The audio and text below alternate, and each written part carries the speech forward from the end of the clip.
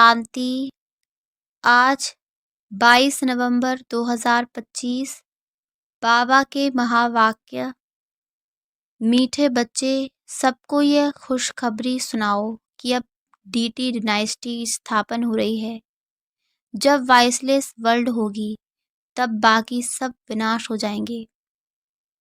मीठे बच्चे, सबको यह खुशखबरी सुनाओ कि अब डीटी डायनेस्टी स्थापन हो रही है। जब वॉइसलेस वर्ल्ड होगी तब बाकी सब विनाश हो जाएंगे। प्रश्न: रावण का श्राप कब मिलता है? श्रापित होने की निशानी क्या है? उत्तर: जब तुम देह अभिमानी बनते हो तब रावण का श्राप मिल जाता है। श्रापित आत्माएं कंगाल विकारी बनती जाती हैं, नीचे उतरती जाती हैं। अब बाप से वर्षा लेने के लिए देही अभिमानी बनना है, अपनी दृष्टि वृत्ति को पावन बनाना है। ओम शांति। रूहानी बाप बैठ रूहानी बच्चों को 84 जन्मों की कहानी सुनाते हैं। ये तो समझते हो सभी तो 84 जन्म नहीं लेते होंगे। तुम ही पहले पहले सतयुग आदि में पूज्य देवी देवता थे। भारत में पहले पूज्य देवी देवता धर्म का ही राज्य था। लक्ष्मी नारायण का राज्य था तो जरूर डायनेस्टी होगी। राजाई घराने के मित्र संबंधी भी होंगे, प्रजा भी होगी। ये जैसे एक कहानी है। 5000 वर्ष पहले भी इनका राज्य था। ये स्मृति में लाते हैं। भारत में आदि सनातन देवी देवता धर्म का राज्य था। ये बेहद का बाप बैठ समझाते हैं, जिसको ही नॉलेजफुल कहा जाता है। नॉलेज किस चीज की? मनुष्य समझते हैं वह सबके अंदर को कर्म विकर्म को जानने वाला है, परंतु अभी बाप समझाते हैं हर एक आत्मा को अपना अपना पाठ मिला हुआ है। सभी आत्माएं अपने परम धाम में रहती हैं, उनमें सारा पाठ भरा हुआ है। रेडी बैठी हैं कि जाकर कर्म क्षेत्र पर अपना पाठ बजाएं। ये भी तुम समझते हो हम आत्माएं सब कुछ करती हैं। आत्मा ही कहती हैं ये खट्टा है, ये नमकीन है। आत्मा ही समझती है हम अभी विकारी पाप आत्माएं हैं, आसुरी स्वभाव है। आत्मा ही यहाँ कर्म क्षेत्र पर शरीर लेकर सारा पाठ बजाती है।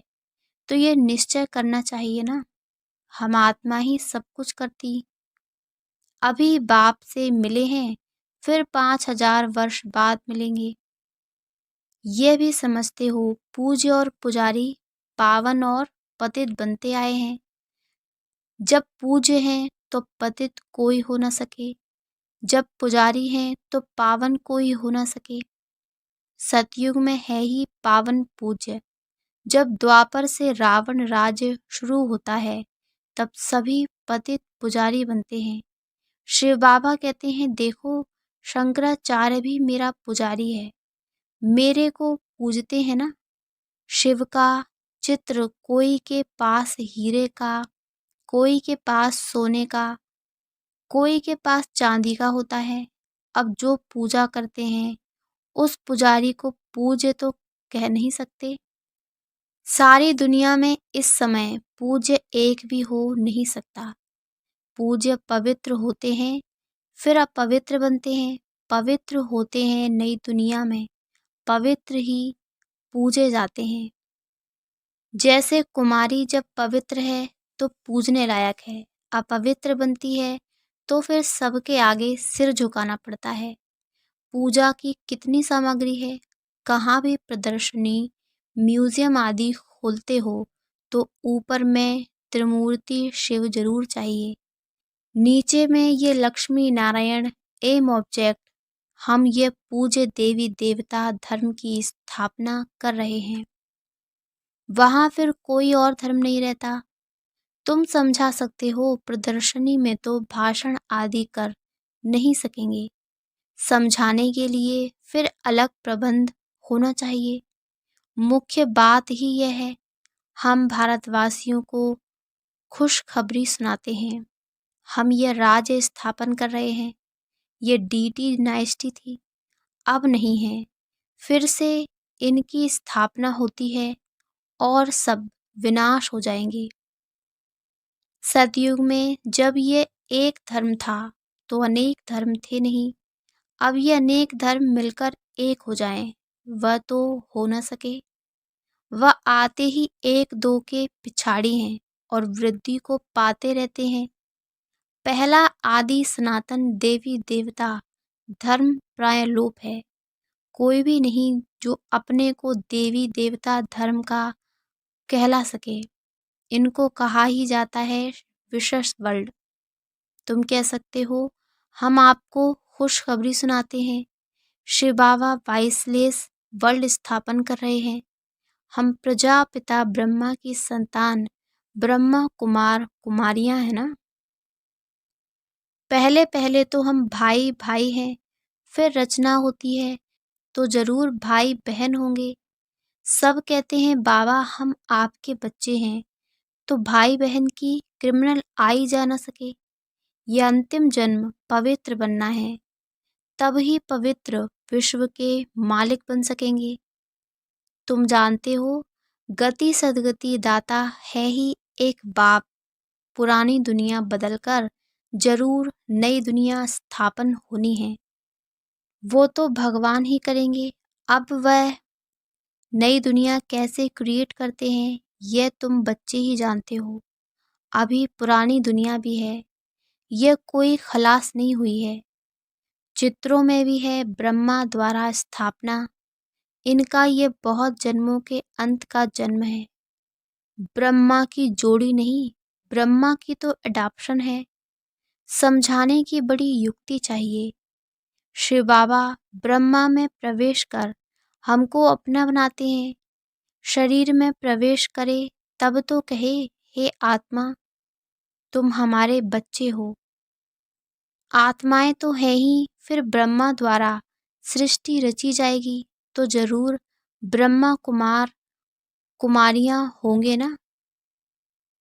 तो बहन भाई हो गए, दूसरी दृष्टि निकल जाती है।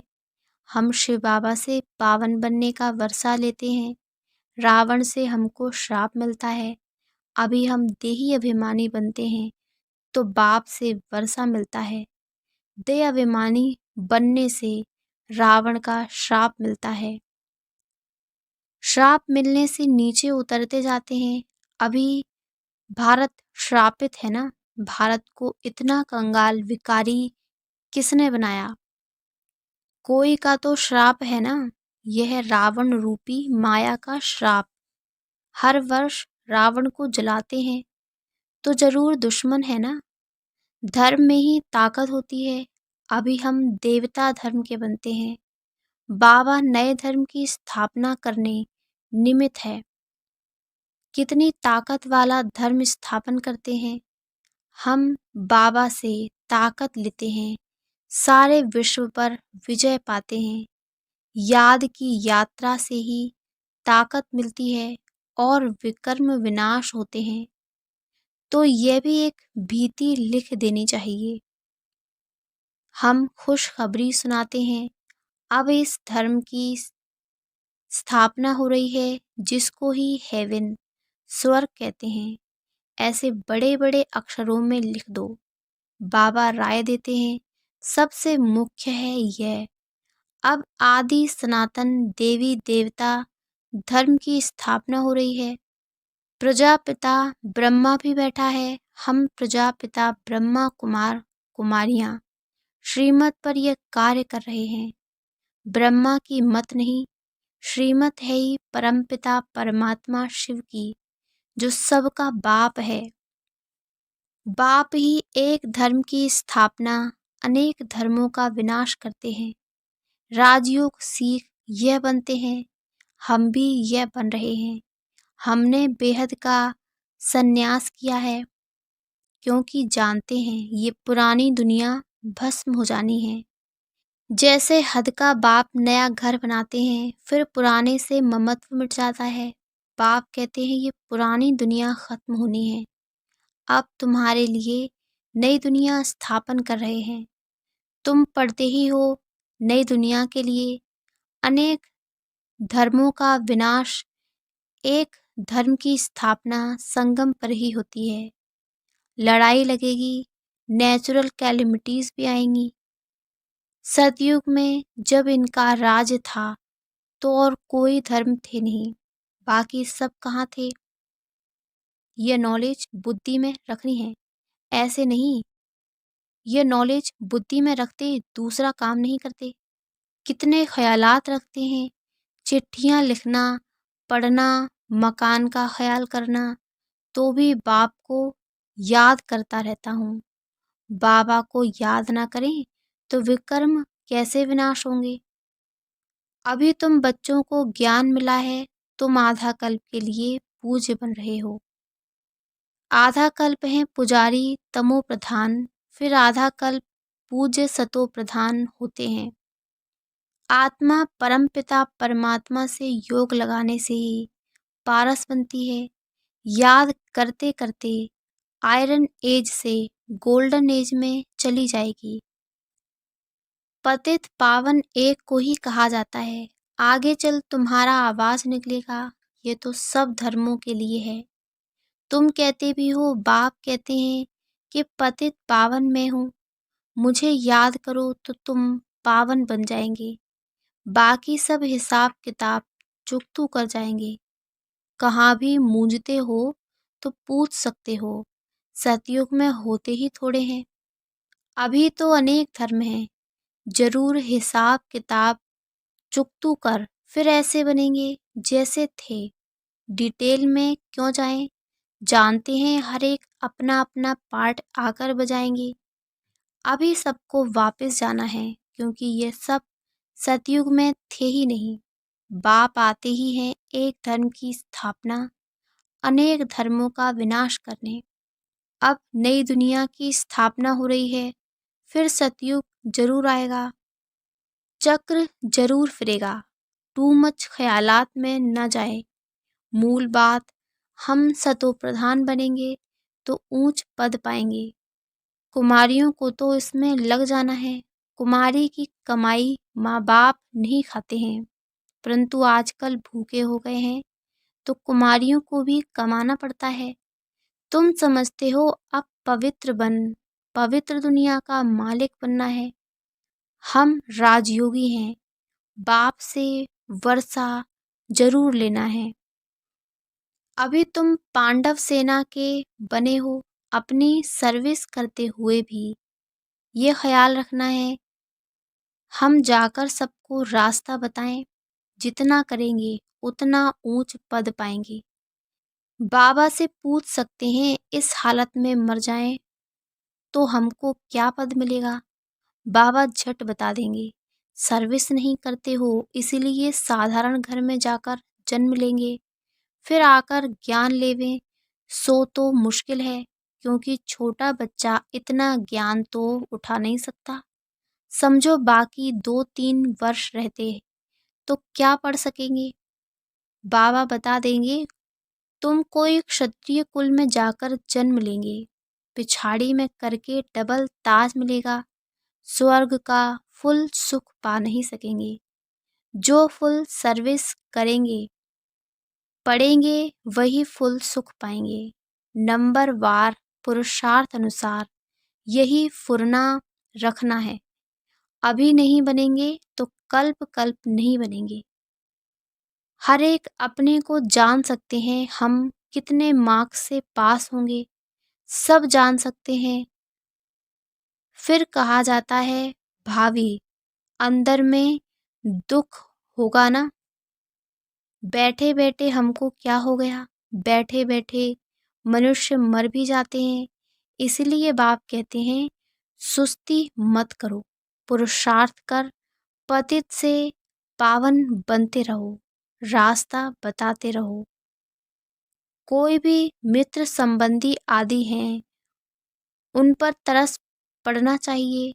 देखते हैं ये विकार बिगर, गंद खाने बिगर रह नहीं सकते हैं, फिर भी समझाते रहना चाहिए। नहीं मानते तो समझो हमारे कुल का नहीं है। कोशिश कर पियर घर ससुर घर का कल्याण करना है। ऐसी भी चलन न हो जो कहें ये तो हमसे बात भी नहीं करते, मुख मोड़ दिया है। नहीं, सबसे जोड़ना है।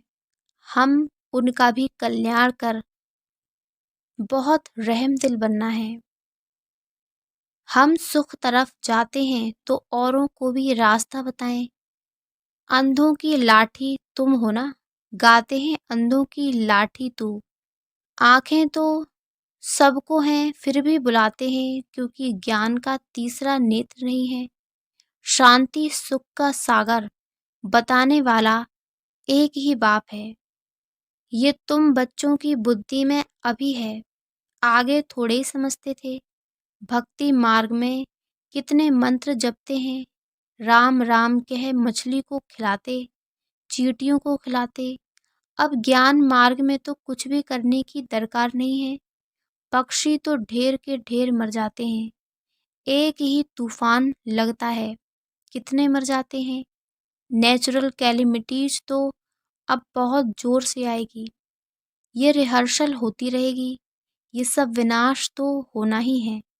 अंदर में आता है अब हम स्वर्ग में जाएंगे, वहाँ अपने फर्स्ट क्लास महल बनाएंगे, जैसे कल पहले बनाए हैं।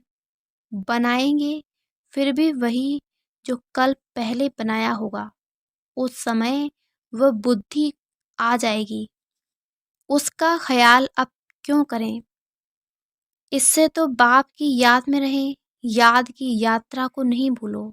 महल तो बनेंगे ही कल पहले मिसल, परंतु अभी याद की यात्रा में तोड़ निभाना है और बहुत खुशी में रहना है कि हमको बाप टीचर सतगुरु मिला है। इस खुशी में तो रोमांच खड़े हो जाने चाहिए। तुम जानते हो हम आए ही हैं अमरपुरी का मालिक बनने। यह खुशी स्थायी रहनी चाहिए, यहाँ रहेगी तब फिर 21 जन्म वह स्थायी हो जाएगी। बहुतों को याद कराते रहेंगे तो अपनी भी याद बढ़ेगी, फिर आदत पड़ जाएगी। जानते हैं इस अपवित्र दुनिया को आग लगनी है। तुम ब्राह्मण ही हो जिनको ये ख्याल है, इतनी सारी दुनिया खत्म हो जाएगी।